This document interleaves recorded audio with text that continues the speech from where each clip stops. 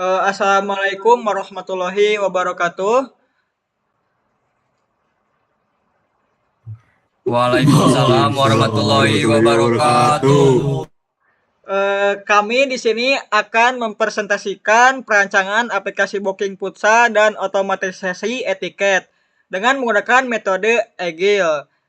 Sebelumnya kami akan memperkenalkan diri dulu, terutama dari saya dulu yang bernama Febri Febrian dengan NIM 24030010042.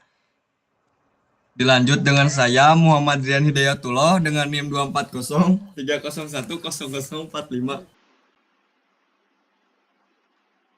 Assalamualaikum warahmatullahi wabarakatuh. Perkenalkan, nama saya Aryan Muhammad Nuliana dengan NIM 2403010055. Kita akan masuk ke teori dengan dibacakan oleh rekan saya.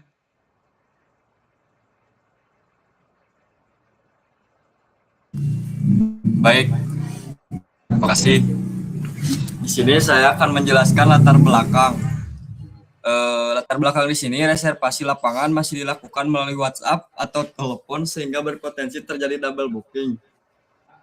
Pengelolaan turnamen masih manual sehingga penyebaran jadwal dan skor kurang efektif. Juga belum tersedia etiket sebagai bukti reservasi digital. Selanjutnya ada rumusan masalah. Bagaimana mengintegrasikan sistem booking, turnamen, dan etiket. Lalu bagaimana membuat proses penerbitan QR Code otomatis. Dan yang terakhir, bagaimana menerapkan Agile agar pengembangan berjalan efektif. Solusi dari rumusan masalah yang tadi yaitu membangun aplikasi web booking futsal terintegrasi. Lalu menyediakan modul turnamen dan menghasilkan etiket otomatis berbasis QR Code setelah pembayaran diverifikasi. Selanjutnya, ada ruang lingkup dan kebutuhan. Ruang lingkup terdiri dari booking lapangan, turnamen, pembayaran, etiket,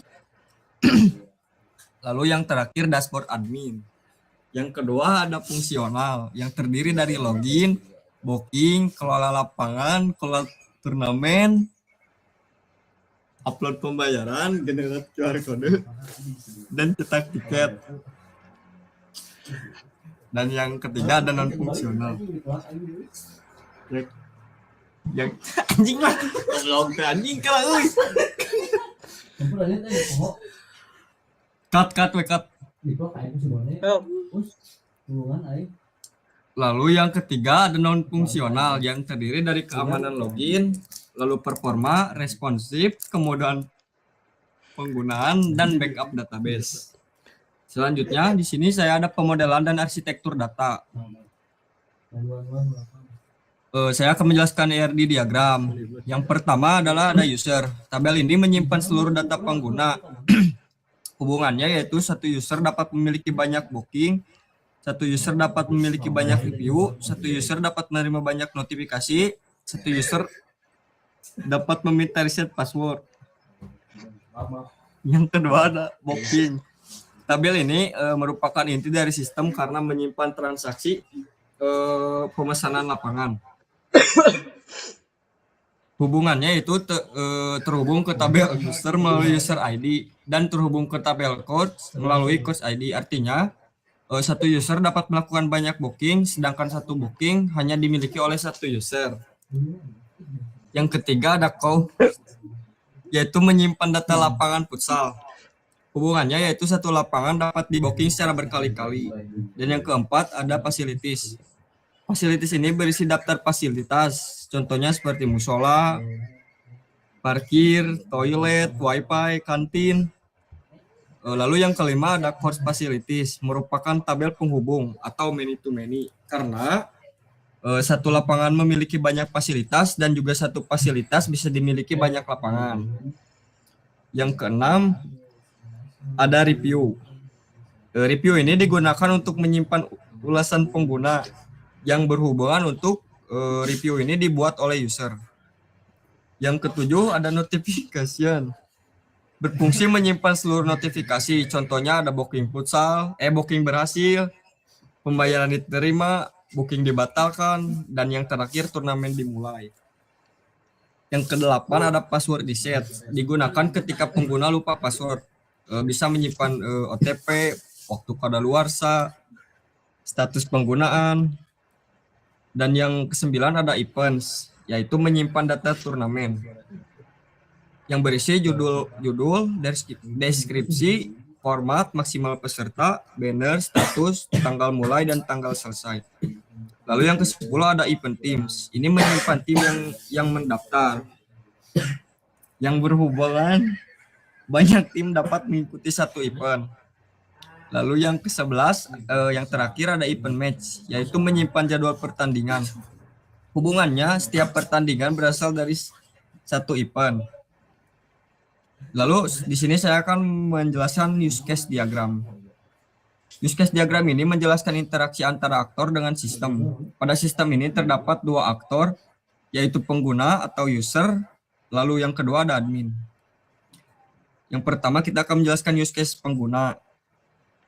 Yang pertama registrasi dan login. Pengguna membuat akun, lalu agar dapat menggunakan seluruh fitur. Lalu yang kedua ada booking lapangan. Alurnya yang pertama pilih lapangan, lalu isi jadwal.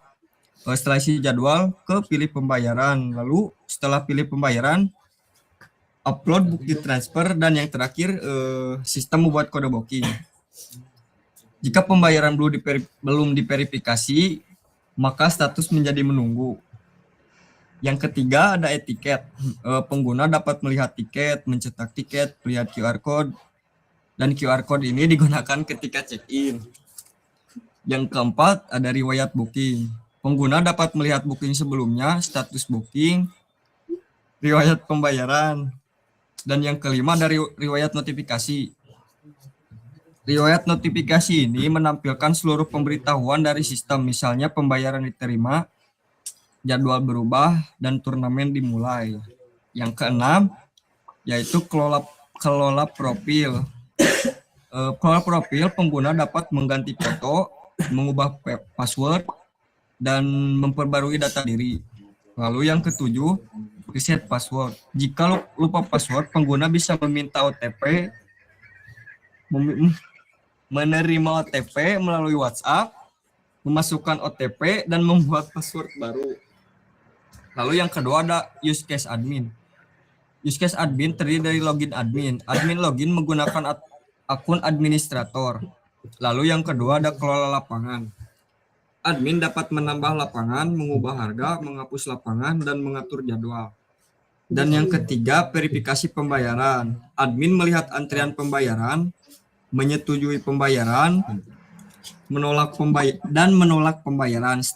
Setelah ketiga diproses, sistem mengirim notifikasi kepada pengguna. Yang keempat ada kelola booking. Admin dapat melihat seluruh booking, mengubah status booking, membatalkan booking jika diperlukan. Dan yang kelima ada scan QR check-in. Saat pengguna datang, admin melakukan scan QR code. Jika valid, maka booking berubah menjadi sudah check-in. Yang keenam ada kelola turnamen. Kelola turnamen ini admin dapat membuat event, upload banner, menerima pendaftaran, menolak pendaftaran, serta mengirim notifikasi. Lalu yang ketujuh ada kelola pertandingan. Admin dapat membuat jadwal, memasukkan skor, mengubah status pertandingan, dan melihat arsip pertandingan. Yang kedelapan ada cetak laporan, atau yang terakhir cetak laporan. Cetak laporan ini admin dapat mencetak laporan pendapatan dari seluruh transaksi booking. Sekian presentasi dari saya. Selanjutnya akan dilanjutkan oleh teman saya.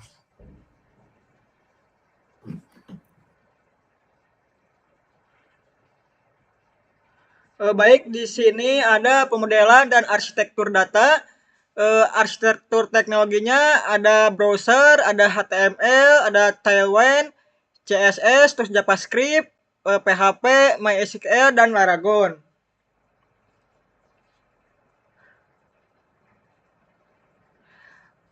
Di sini juga ada manajemen hak akses yang role-nya itu hak akses semua. Yang ke-1 ada admin, kelola seluruh data, verifikasi pembayaran, generate etiket. Terus ada yang kedua ada pelanggan. Pelanggan itu bisa meregistrasi, login, booking, terus upload pembayaran dan download tiket. Di sini juga ada pengelola yang dimana pengelola itu bisa mengelola lapangan, mengelola jadwal, dan mengelola turnamen. Di sini ada guys juga yang bisa melihat informasi lapangan dan turnamen. Maksud slide ini menjelaskan siapa saja yang terlibat dalam sistem dan apa saja yang boleh dilakukan oleh masing-masing pengguna. Sederhananya, setiap pengguna memiliki hak akses yang berbeda sesuai dengan perannya. Di sini bisa dilihat ada demo program yang dimana di layar ini ada menu login, dashboard, booking, pembayaran, terus etiket dan QR code. Saya akan menjelaskan satu-satunya di sini. Yang pertama itu di halaman login ya, pengguna dapat melakukan login menggunakan akun yang telah terdaftar untuk dapat mengakses fitur-fitur dalam sistem atau bisa mendaftar akun ke website futsalku ini. Terus di dashboard, bagian dashboard, setelah berhasil login, pengguna akan diarahkan ke dashboard ini yang bisa melihat halaman utamanya dan menampilkan informasi menu yang dapat digunakan sesuai dengan hak akses pengguna. Terus di sini juga ada booking, yang dimana booking ini pengguna dapat memilih lapangan dan melakukan booking berdasarkan jadwal yang tersedia. Sistem akan mencatat data pemesanan ke dalam database. Di sini juga ada pembayaran ya, yang bisa dilihat dari layar sini. Setelah pengguna berhasil membooking, lanjut ke pembayaran yang dapat melakukan dan mengunggah bukti pembayaran melalui sistem. Data pembayaran ini kemudian akan diperiksa oleh admin dan diakses oleh admin. Yang kelima ada etiket.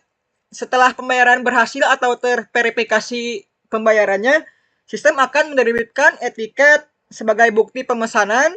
Etiket ini berisi informasi booking dan dapat digunakan oleh pengguna dan bukti bahwa telah berhasil membayar. Yang keenam ada QR code di sini yang bisa juga disebut QR yang bisa dapat membayar juga, yang dapat digunakan untuk proses validasi atau check-in. Dengan fitur ini, proses verifikasi tiket dapat dilakukan dengan lebih cepat dan praktis.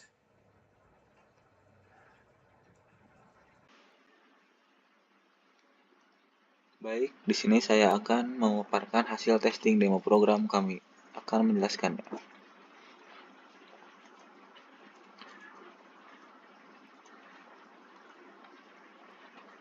Ini untuk halaman login. Kita coba masuk.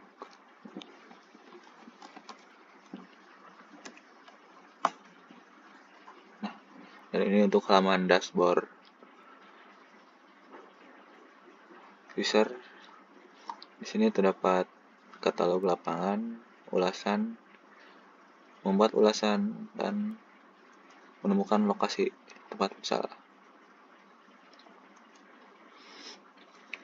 Oke, selanjutnya ini adalah halaman notifikasi, dimana jika admin melakukan sesuatu maka akan langsung muncul di notifikasi.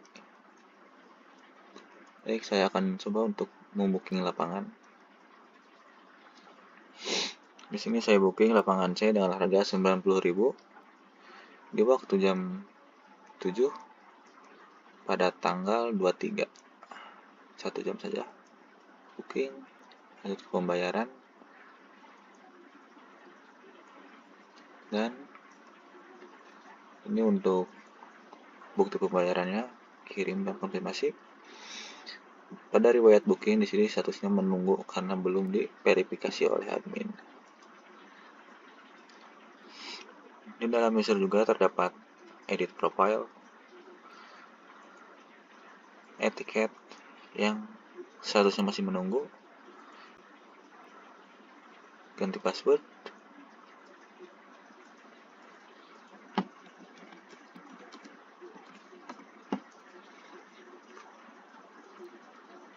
dan bantuan jika user kesusahan dalam memesan lapangan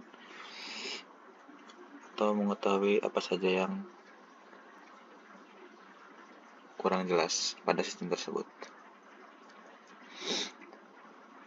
Baik, selanjutnya saya akan memperkenalkan dashboard admin.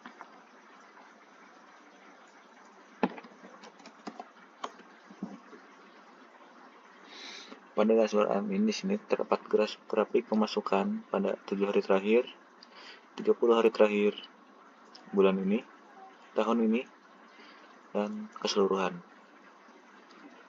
Di sini juga admin bisa mencetak laporan. Nah, seperti ini contohnya.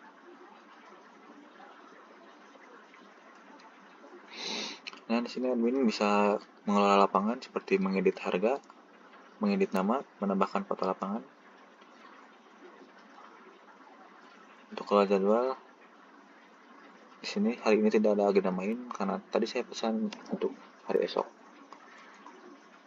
Untuk data booking ini yang tadi saya pesan. Statusnya masih menunggu karena belum diverifikasi oleh admin.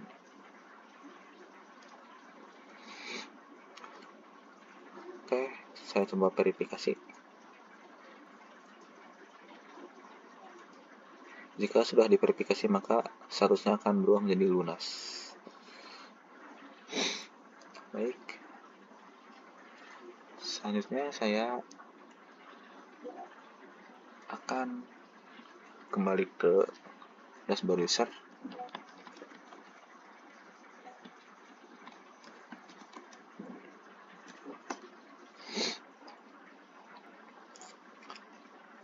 Di sini terdapat notifikasi pembayaran diterima. Dan untuk etiketnya sudah berubah statusnya menjadi QR code. Saya coba cetak tiketnya untuk di-scan.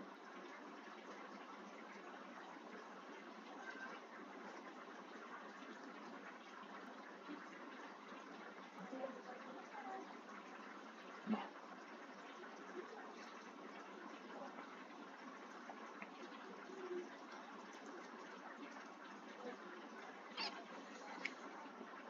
kita coba scan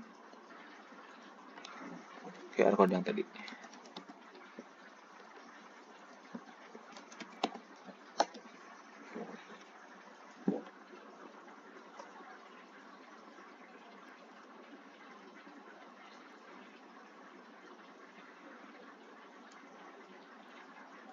Oke, kita scan.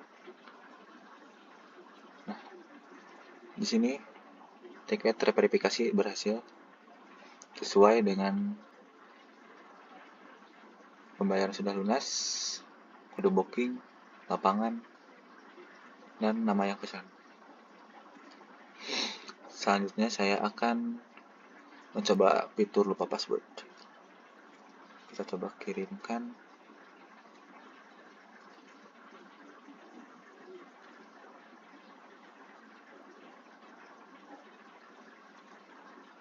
Oke. Mungkin lanjut saja ke codingan.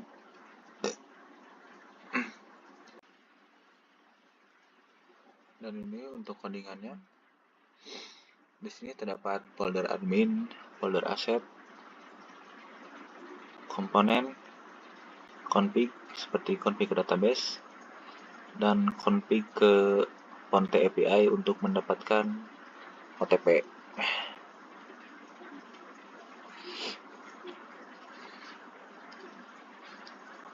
Di sini untuk mendapatkan OTP saya harus memasukkan token atau token yang WhatsApp saya sudah dikonekkan dengan Ponte API, akan mendapatkan token seperti ini.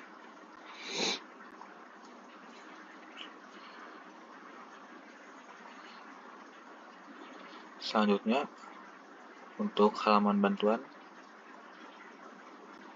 seperti ini. Jadi di sini hanya mengambil config untuk database, komponen untuk navbarnya, dan komponen untuk navbar. Di sini tidak ada PHP, hanya ada JavaScript.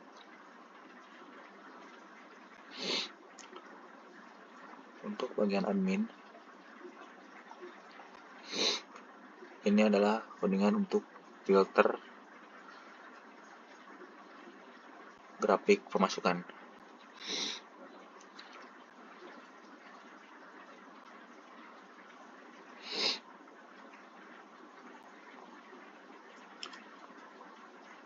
Dan ini untuk halaman tampilan front end-nya. Di sini saya sedikit typo karena menulisnya dasar, nama nya juga dasar.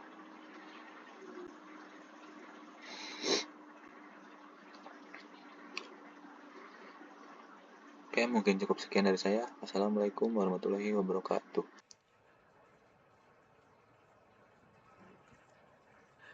Oke, sebagai penutup kami akan membacakannya. Kesimpulan ini, aplikasi Futsalgo dirancang sebagai sistem informasi berbasis web yang dapat membantu mempermudah proses pemesanan lapangan futsal, pengelolaan turnamen, serta penerbitan etiket secara digital. Sistem ini diharapkan dapat mengurangi kesalahan pencatatan dan risiko terjadinya double booking, sekaligus memberikan kemudahan bagi pengguna dalam melakukan reservasi dan memperoleh bukti pemesanan. Dengan adanya fitur verifikasi pembayaran dan etiket berbasis QR Code ini, proses validasi, reservasi, dan check-in dapat dilakukan dengan lebih praktis dan terstruktur. Penerapan metode agile ini juga memungkinkan proses pengembangan sistem dilakukan secara bertahap dan adaptif sesuai kebutuhan pengguna. Ya, begitu pokoknya. Sekian dari presentasi kelompok kami. Wassalamualaikum warahmatullahi wabarakatuh. Waalaikumsalam warahmatullahi wabarakatuh.